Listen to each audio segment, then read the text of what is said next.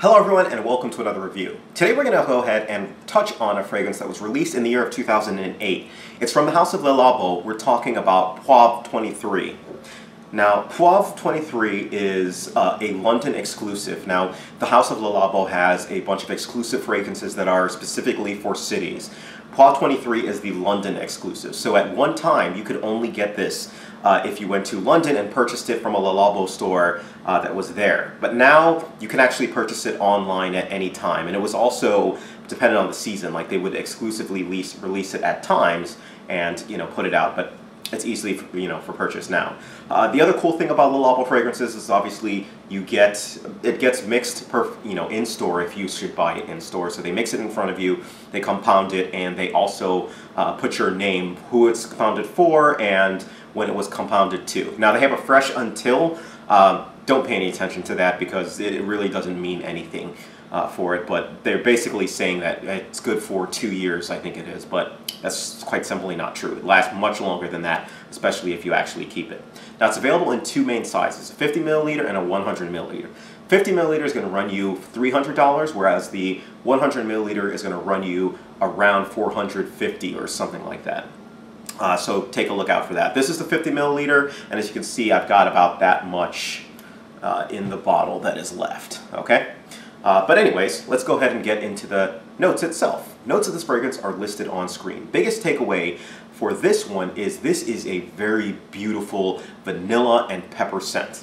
I fell in love with this scent quite a long time ago and immediately was attracted to it only because the way that the pepper is done is not too peppery. It's really, just perfectly leveled, if at that. And the vanilla combined to it gives it this just beautiful, magical kind of quality to it. Whenever I'm wearing it, I really feel confident. It's a great fragrance for the cold weather, and it's something that really shines in this. Now, I really loved this fragrance when I first smelled it, but the biggest problem for me was that the fact that for the smallest size, it cost $300. 50 milliliter for $300. I'd sucked it up. Not as much for the Bergamot 22, but I'd sucked it up for that one. For this one, I wasn't willing to shell out that amount of money. Now, one of my friends actually purchased this fragrance, and he's a guy that I'm in contact with almost on a daily basis. Former reviewer, Frunkinator, you may have known him. Anyways, he had this, and the crazy thing about this with him is for some reason, he was allergic to it when it was sprayed on his skin. So he would start getting rashes, and as he kind of waffled back and forth, and I kind of used that opportunity to try and keep buying it off of him. I was like, well, sorry man, that's such a shame. Want to sell your Poivre?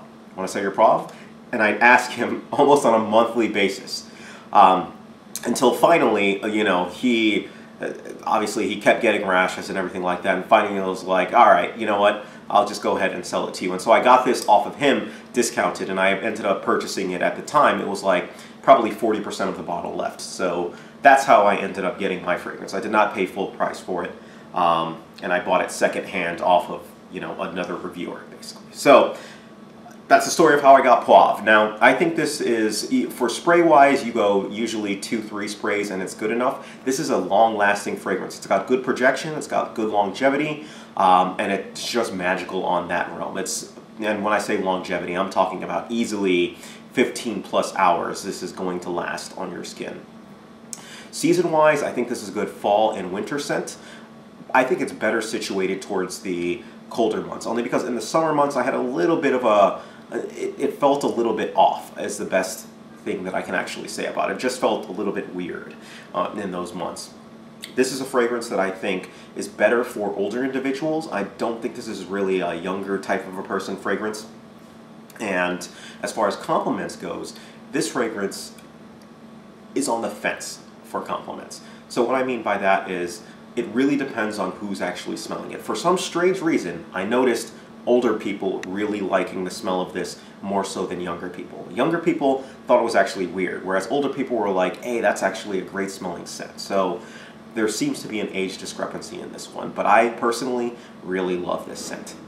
Now, if I'm going to go ahead and give this fragrance a rating, I give this fragrance a rating 4 out of 5 stars. 4 out of 5 stars. This is a very unique smelling fragrance. It's a very beautiful smelling fragrance, one that is more situated for the winter.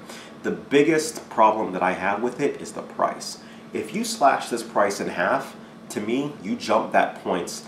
I would almost give it a perfect 5 at that point. If you just slice the price for the fragrances in half, then it would be up there. It's that good to me, but it's just too expensive from the House of Labo. I love Labo fragrances in general. I think they've got a great line, and this is no exception. This is one of the better ones to me in their line. Obviously, I like Bergdorf 122 the best, but you know, this one is a pretty good fragrance, and I'm finally glad that I got it in my collection, even though it took me a while to actually get it. All right, so that's pretty much it.